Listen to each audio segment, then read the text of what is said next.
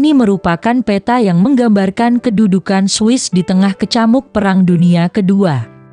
Swiss dikepung oleh wilayah yang dikuasai oleh blok poros. Di sebelah timur, Swiss berbatasan dengan Jerman dan beberapa negara yang didudukinya, seperti Austria dan Cekoslowakia. Dan di sebelah barat, Swiss berada di samping negara Prancis yang berada di bawah pendudukan Jerman. Keadaan yang sama juga terjadi pada Perang Dunia Pertama. Swiss adalah negara mungil yang dikepung oleh beberapa negara peserta perang yang lain, yaitu Jerman dan Kerajaan Austria-Hongaria di blok poros, serta Italia dan Prancis dari blok sekutu.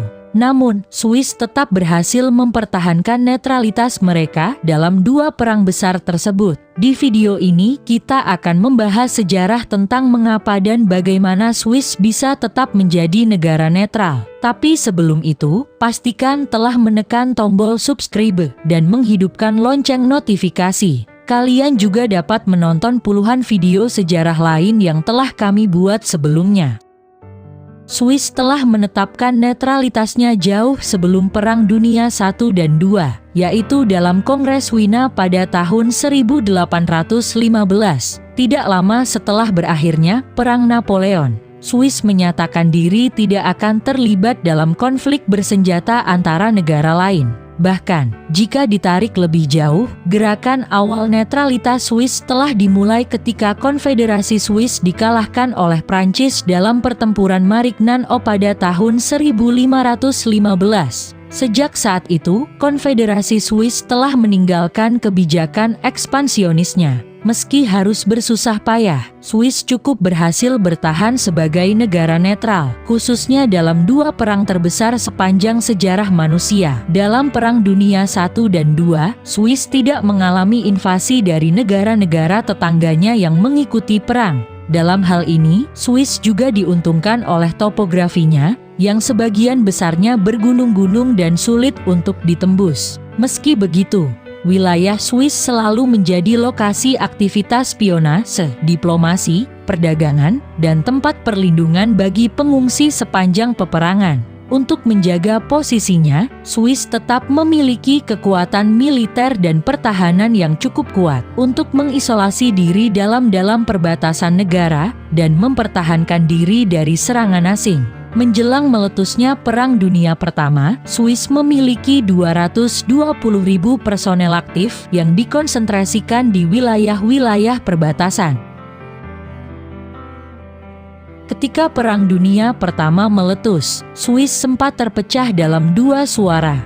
Mayoritas orang-orang berbahasa Jerman di Swiss lebih menyukai blok poros, sedangkan penduduk berbahasa Prancis dan Italia lebih menyukai blok sekutu. Robert Grimm, seorang politikus sosialis Swiss, sempat mengunjungi Rusia untuk merundingkan perdamaian terpisah antara Rusia dan Jerman. Hal ini ia lakukan untuk kepentingan sosialisme. Tindakan Robert Grimm juga didukung oleh Arthur Hoffmann, seorang penasihat federal Swiss yang mengepalai Kementerian Luar Negeri. Tindakan ini sempat membuat sekutu menjadi marah dan netralitas Swiss sempat dipertanyakan. Netralitas Swiss sempat begitu terancam ketika Jerman berencana mengepung Prancis dengan mengirim tentaranya melalui wilayah Swiss. Namun akhirnya Jerman lebih memilih Belgia, yang dinilai lebih mudah ditembus dan memiliki kekuatan militer yang lebih lemah. Sejak bulan Desember tahun 1914 hingga tahun 1918, Swiss juga menempatkan pasukan yang cukup besar di sepanjang perbatasan Prancis, karena khawatir perang paritakan meluas hingga wilayah Swiss. Selama Perang Dunia Pertama, Swiss menjadi surga bagi banyak politisi, seniman dan pemikir Eropa yang menyatakan diri pasif dari peperangan. Salah satunya, para pemikir Bolshevik yang akan membawa perubahan besar pada dunia, termasuk Vladimir Lenin. Lenin menetap di Swiss dari tahun 1914 hingga tahun 1917. Setelah pecahnya Revolusi Februari di Rusia dan turunnya Tsar Nicholas II, ia pulang ke Rusia dan memimpin terjadinya Revolusi Oktober. Kekaisaran Rusia berakhir, Rusia menarik diri dari perang, dan negara Uni Soviet berdiri.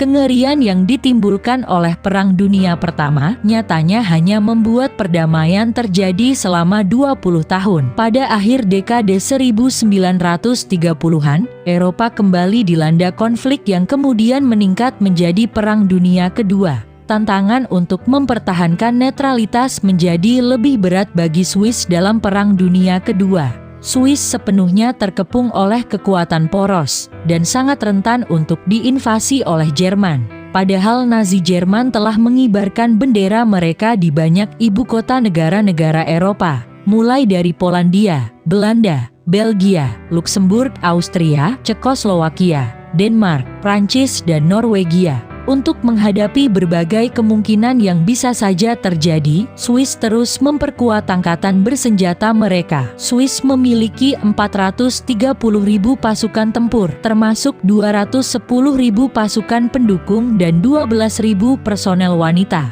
Pada titik tertingginya, jumlah pasukan aktif yang disiagakan Swiss sempat mencapai angka 850.000 personil. Jerman dan Italia memang memiliki niat untuk menginvasi wilayah Swiss, bahkan telah membuat rencana yang cukup rinci untuk itu. Namun operasi ini tidak pernah terwujud.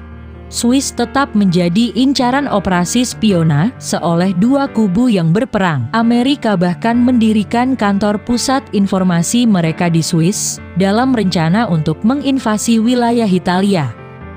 Blok Sekutu dan Blok Poros juga seringkali melanggar integritas teritorial Swiss selama peperangan.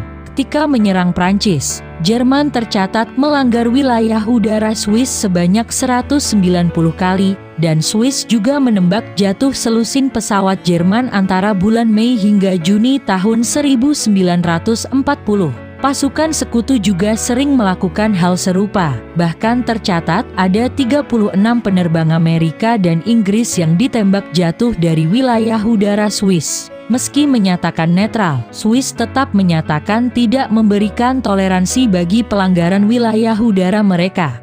Dalam keadaan darurat, para penerbang Sekutu lebih memilih untuk mendarat dan ditangkap di wilayah negara Swiss daripada menjadi tawanan perang Jerman. Sepanjang perang, tercatat ada ratusan penerbang yang sempat ditahan di wilayah Swiss, dan total ada 6.000 pesawat Sekutu yang melanggar wilayah udara Swiss. Selain itu, Swiss juga tetap mempertahankan hubungan perdagangan mereka dengan Jerman. Hal ini dilakukan untuk membendung niat invasi Jerman dan sekaligus menjaga stabilitas ekonomi dalam negeri mereka. Menyikapi hal ini, pesawat Sekutu juga pernah melakukan pengeboman terhadap kota-kota di Swiss yang dicurigai menjadi lokasi produksi suku cadang untuk diekspor ke Jerman. Dengan demikian, meski menyatakan diri bukan bagian dari negara peserta perang, Swiss sempat mendapatkan dampak dari serangan-serangan udara. Swiss juga menjadi tujuan pengungsian orang-orang Yahudi Eropa di bawah ancaman Nazi Jerman. Swiss memang dikecam karena dinilai mempersulit banyak pengungsi Yahudi ke negara mereka. Meski begitu, tercatat bahwa dari sekitar 18.000 hingga 28.000 populasi Yahudi di Swiss sebelum perang, lalu di akhir perang tercatat ada 115.000 pengungsi Yahudi yang berlindung di Swiss. Terlepas dari sikap Swiss yang ambigu, keberpihakan beberapa politisi dan perwira mereka kepada Jerman, Swiss tetap dipuji atas keberhasilan mereka untuk mempertahankan netralitas. Keberhasilan ini ditentukan oleh beberapa faktor, seperti persiapan militer dan pertahanan dalam negeri yang serius, aktivitas perdagangan dengan Jerman, dan tidak mentolerir sedikit pun pelanggaran wilayah negara mereka. Swiss pada akhirnya tidak ikut terseret jauh dalam perang yang meluluhlantakkan seluruh Eropa dan dunia. Terima kasih telah menonton video ini. Jangan lewatkan video-video kami berikutnya.